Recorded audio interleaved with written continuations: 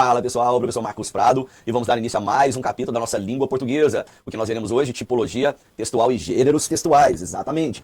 Pessoal, nós falamos da tipologia e gêneros textuais, nós estamos falando de certa forma, de uma parte considerável da teoria, que é algo recente. Durante meus vários anos de estudo, tanto de ensino fundamental, médio, até mesmo universitário e como professor em sala de aula, nós só tínhamos uma coisa chamada tipologia textual. Não se falava em gênero, se falava em tipologia. E as tipologias eram somente três. Nós tínhamos a dissertação, nós tínhamos a narração e tínhamos a descrição. E pronto, trabalhávamos dentro desse aspecto. Correto? Maravilha. E, com o passar dos anos, inclusive Goiás, a nobre aí, Universidade Federal de Goiás, foi pioneira em estudar, em dissecar a questão do estudo da estrutura textual, da funcionalidade textual e suas finalidades, aumentando não só a tipologia, mas também criando subdivisões nessa tipologia que nós conhecemos como gêneros textuais, em que a gente aprofunda mais dentro do estudo lá da interpretação de texto. Aqui nós vamos falar mais sobre a questão da tipologia, para que lá na interpretação nós tenhamos aí mais proficiência no estudo dos diversos gêneros textuais, como artigos de opinião, tirinha, charge, cartoon, entre outros mais. Perfeito? Então nós vamos fazer um foco aqui, que é a parte estrutural, a parte da divisão e da composição dos diversos tipos textuais que nós temos. Então vamos lá, vamos falar aqui conceitualmente sobre a nossa tipologia. Os tipos de textos que nós temos hoje, eles objetivam 3 pontos de análise. Quais são os 3 pontos de análise aí que nós temos? Veja, ele vai analisar a estrutura, o objetivo e a finalidade. Então, repetindo, são 3 pontos a serem analisados. Eu tenho a estrutura, o objetivo do texto e a finalidade do texto. E um detalhe, nós perceberemos que na nova teoria, com o avanço da teoria da tipologia textual, essa tipologia ela foi dividida em 5 tipos. Quer dizer que a minha época, mais novo, nós tínhamos aí 3 tipos textuais, agora nós temos 5. Quais são eles? Eu tenho o texto narrativo, o texto descritivo, o texto dissertativo, o texto expositivo e o texto injuntivo. Então, vamos lá. Eu tenho a narração, a descrição, a dissertação, eu tenho o texto expositivo e eu tenho o texto injuntivo. Cada um deles tem as suas respectivas características estruturais para que a gente possa ler um texto e reconhecê-lo. É o que nós vamos objetivar aqui agora com vocês. Começando aí, então, pelo estudo do texto narrativo. Vamos pela ordem aí daquilo que foi citado. Vamos fazer uma leitura e eu vou interferir nessa leitura, fazendo aí as minhas observações, as minhas explicações para vocês. Tudo que está escrito aí foi escrito com as minhas próprias palavras para facilitar a compreensão de vocês, durante o estudo. Então veja, no texto narrativo, que é a chamada narração, a marca fundamental desse texto é a existência de um quê? Enredo. Então o ponto-chave do texto narrativo, a palavra-chave do texto narrativo é o quê? É o enredo. Dentro do enredo é que nós vamos desenvolver 3 pontos essenciais dentro do enredo. Quais são os 3 pontos essenciais que a gente desenvolve dentro do enredo? Personagem, tempo e espaço. Ou seja, 3 perguntas essenciais. Quem, quando e onde. Então, as 3 perguntas bases para um texto narrativo é quem? Me refiro aos personagens. Quando? Estou me referindo ao tempo. Onde? Eu estou me referindo ao espaço. E essa narrativa, ela será dividida, então, em 5 elementos. São 5 elementos na narrativa. Para que a gente possa reconhecer um texto narrativo. Qual é o primeiro elemento que nós temos? O enredo, que é o ponto-chave, que vai designar a história narrativa, dependendo de como a trama é contada, ela é classificada em 2 tipos. Enredo linear, que é uma sequência cronológica, e o enredo não linear, que não possui uma sequência cronológica, tá certo? Então vamos lá, gente. O que ocorre? Quando a gente fala da forma de você estabelecer os fatos dentro de um enredo, de contar os fatos, ele pode ser numa ordem cronológica. Por exemplo, se eu fosse contar a história da minha vida, desde o meu nascimento, tá certo? Quando eu nasci, onde nasci, quais foram as fases do meu crescimento, infância, juventude, condição adulta, universidade, casamento, filho, e assim, estruturas de trabalho, método policial e tudo mais. Ou seja, eu estou criando uma que nós chamamos de ordem cronológica linear. Correto? Então eu começo de um determinado ponto e eu tenho uma sequência temporal, tá certo? Linear. Agora, existem casos em que a sequência não é linear. A exemplo disso, quando nós temos aí algumas leituras machadianas, né? Como, por exemplo, o famoso livro Memórias Póstumas de Brás Cubas, né? Em que faz a transição aí do romantismo brasileiro, né, para o realismo brasileiro, não é verdade? Em 1881, né, a publicação de Memórias Póstumas de Brás Cubas. Aí vocês vão se lembrar do defunto autor, né? Você pode ver que começa lá, né, o espírito do defunto, né? E ele fala, não sei se começo as minhas memórias pelo início ou pelo fim, né? Ele já estava no fim, na realidade. Ele começa pelo fim, correto? E aí ele fala que vai começar desde o início, porque ele foi fatalizado por uma rajada de vento que o levou a ter pneumonia, e assim por isso morreu, e papapá. Então ele volta as memórias lá no início e vem contando. Como houve essa quebra cronológica, a gente chama isso de tempo não linear, tá certo? Não linear. Para aqueles que não gostam muito de ler, falam, nunca li Machado de Assis, nunca consegui ler Machado de Assis, vamos pegar aqui a nossa sétima arte, né? O cinema, que também gosto muito de ilustrar, nos serve aí. Bem a exemplo do que ocorre no livro Memórias Póstumas de Brás Cubas, que é o tempo não linear, nós temos aí o filme Titanic. Exatamente, né? Olha só que legal. Você começa a história, o pessoal fazendo uma exploração, buscando o navio Titanic, acharam o Titanic, não é verdade? Aí vão lá, fazem a exploração, acham aquela caixa que eles estavam procurando, que tinha supostamente aquela joia, né, com o coração do mar, e papapá, né? Aí aparece aquela senhora de idade que reconhece como é que fala? A imagem, né, a caricatura dela, a caricatura não, né? A pintura dela, o desenho dela, não é verdade? E aí ela vai ao encontro desses pesquisadores, desses exploradores, né? E ali ela começa a contar a história dela no início. Aí ela vem lá pro início, tá certo? E começa a história desde o início. Detalhe, vai contando até o navio afundar, e o que aconteceu depois que o navio afundou, o menino morreu e papapá. E aí, de repente, para naquela condição dela, né, de jovem, e volta para onde começou. Ela idosa, lá no navio, pegando a pedra, jogando no mar, não é verdade? Isso a gente chama de tempo que não linear. Correto? Não linear. E você percebe que, ao longo dessa situação, do filme Titanic foi criado o quê? Foram constituídos personagens, né? Os personagens foram ali constituídos. Mas o ponto-chave agora não é nem falar dos personagens. O ponto-chave aqui é falar sobre, né, o que é o tempo linear e o que é o tempo não linear. Que eu acredito que você já tenha entendido aqui. Perfeito? Ótimo. Então essa é a primeira parte, que é o enredo, tá certo? Em que a ordem dos fatos, ela pode ser colocada de forma cronológica linear ou não linear. Perfeito? Fechou isso? Maravilha. Vamos aí para a segunda característica. A segunda característica envolve aí o narrador, tá certo? O narrador é a segunda característica que nós temos aí.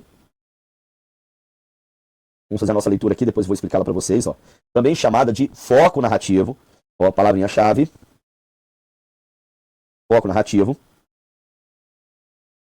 Representa a voz do texto, ou seja, determina quem está contando a história. Os tipos de narrador são narrador-observador, que não faz parte da história, sendo somente um observador. Narrador-personagem, faz parte da história. E o narrador onisciente, que conhece todos os detalhes da narração. Então, o que a gente precisa observar? Eu tenho 3 tipos de narrador. Eu tenho o narrador observador. Eu tenho o narrador personagem e o narrador onisciente. Perfeito?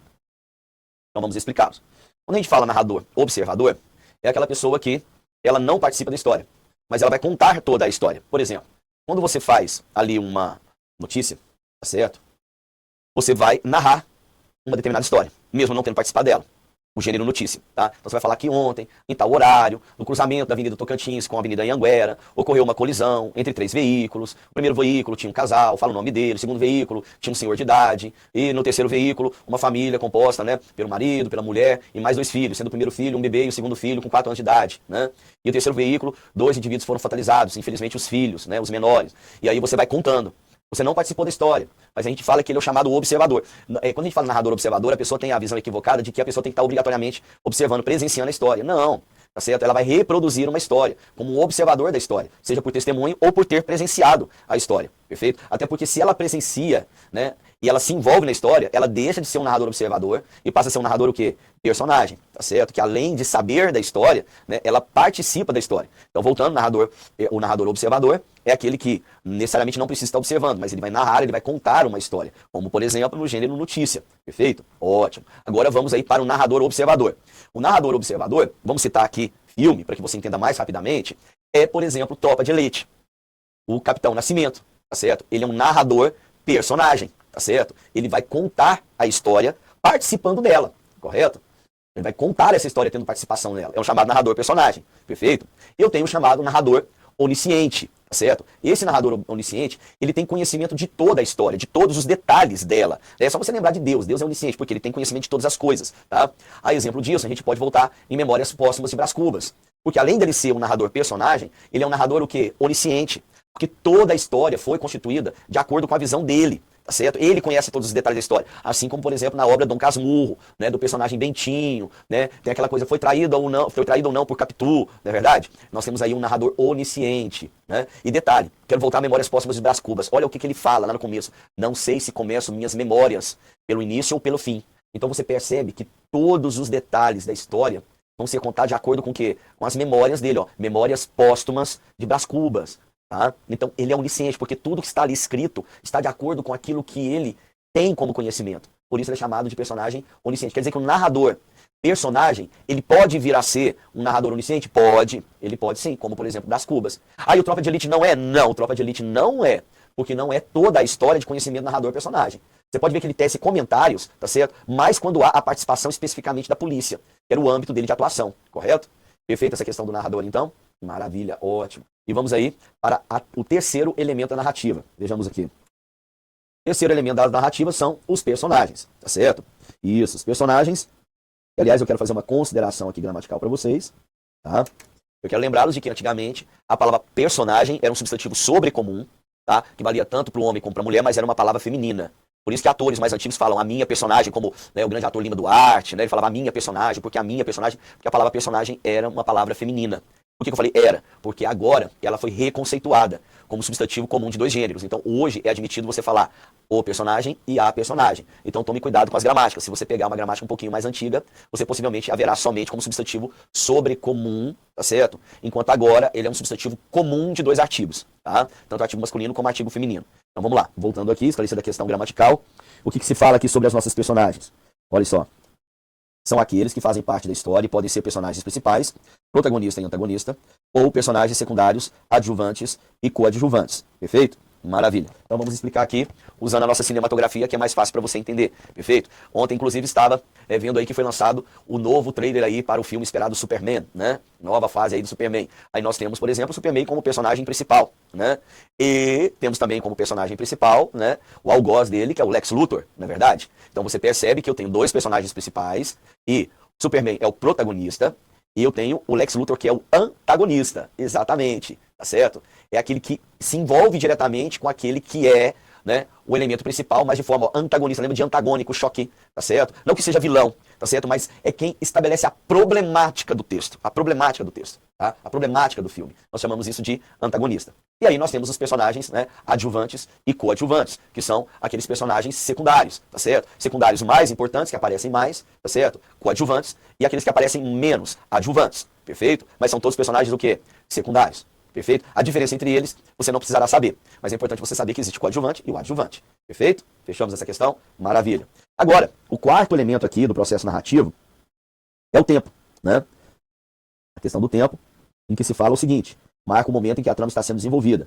É dividido em dois tipos, tempo cronológico e tempo psicológico, que é o não linear. Aqui nós já explicamos, né? O tempo, dentro do enredo, ele pode ser linear, cronológico, perfeito? A história do Marcos Prado, né, desde seu nascimento, e o tempo cronológico, que é o chamado não linear, em que você tem, por exemplo, o filme Titanic. Perfeito? Tranquilo essa questão? Fechou?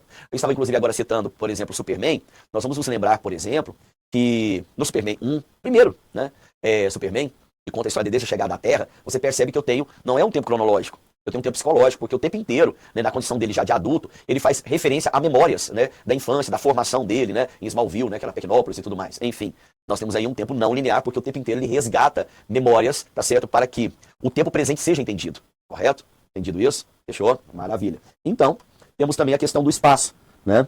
O espaço, que é o quinto elemento da narrativa, em que apresenta os locais, onde se desenvolve a história, que pode ser físico, psicológico ou social, tá certo? Ô Prado, o que seria a diferença entre o tempo, aí o espaço físico, por exemplo, aqui, ó, o estúdio, é um espaço físico, tá certo? O que é um espaço psicológico? O espaço psicológico, ele é um espaço em que ocorrem as memórias, por exemplo, tá certo? Quando eu estou divagando em minhas memórias, então eu tenho o que nós chamamos de cenário psicológico, perfeito? E o cenário social é o tipo de núcleo social, né? Você vê isso muito em novelas, né? Você vê, por exemplo, um núcleo familiar na favela, aí um outro núcleo familiar em um bairro nobre da cidade, de um condomínio fechado. Então nós chamamos esses espaços o quê? Sociais, né? Um núcleo de personagens que é formado dentro de uma empresa, por exemplo, tá certo? É um espaço também social. Perfeito? Vamos falar que a narrativa ela é formada dentro de uma escola, por exemplo. Então tem um espaço físico, mas que é um espaço também o quê? Social, porque tem uma diferenciação, né, dentro da escola e fora da escola, né? Eu vou, por exemplo, demonstrar a vida do Prado, né? E eu vou mostrar as diferenças da conduta do Marcos Prado dentro da escola, dentro da casa dele e dentro da sociedade, por exemplo. Então tem espaços o quê? Sociais. Perfeito? E para a gente poder finalizar, nós vamos exemplificar o que nós falamos, né? Então vejam só. Eu trouxe aqui para vocês a fábula do escritor, né? Esopo, a rã e o boi. Então vejam. Uma rã estava no prado olhando um boi e sentiu tal inveja do tamanho dele que começou a inflar, ficar maior. Então outra rã chegou e perguntou se o boi era o maior dos dois. A primeira respondeu que não e se esforçou para inflar mais. Depois repetiu a pergunta: quem é maior agora? A outra rã respondeu: o boi. A rã ficou furiosa e tentou ficar maior, inflando mais e mais, até que arrebentou. Moral da história: quem tenta parecer maior do que é, se arrebenta. Então você vai perceber que eu tenho aqui a constituição dos personagens, né? Ó, uma rã estava no prado olhando um boi e sentiu tal inveja do tamanho dele que começou a inflar para ficar maior. Então outra rã chegou e perguntou se o boi era maior dos dois. A primeira respondeu que não, se esforçou para inflar mais. Depois repetiu a pergunta: quem é maior agora? A outra rã respondeu. Você pode ver que ele está contando, tá certo? Então você percebe que eu tenho um narrador o quê? Observador. Ele não tem aqui um narrador personagem, eu não tenho aqui um narrador onisciente, tá certo? Eu tenho um narrador que está contando algo, né? Que ele não participa, correto? Que é o caso aqui da fábula. Perfeito? Aí você percebe que as características que estão sendo formadas dos personagens, falando da rã, do boi que era maior, da rã que tentava inflar. Então você percebe características que são da nossa narração. Perfeito? Nós temos aqui uma ordem cronológica, o tempo é cronológico, ele acontece fato após fato, eu não tenho um feedback indo voltando. Perfeito? Então isso nos mostra a situação da estrutura narrativa que tem da fábula de Esopo. Perfeito? E com isso nós fechamos então a tipologia narrativa. No próximo bloco nós temos mais para vocês. Grande abraço, até mais.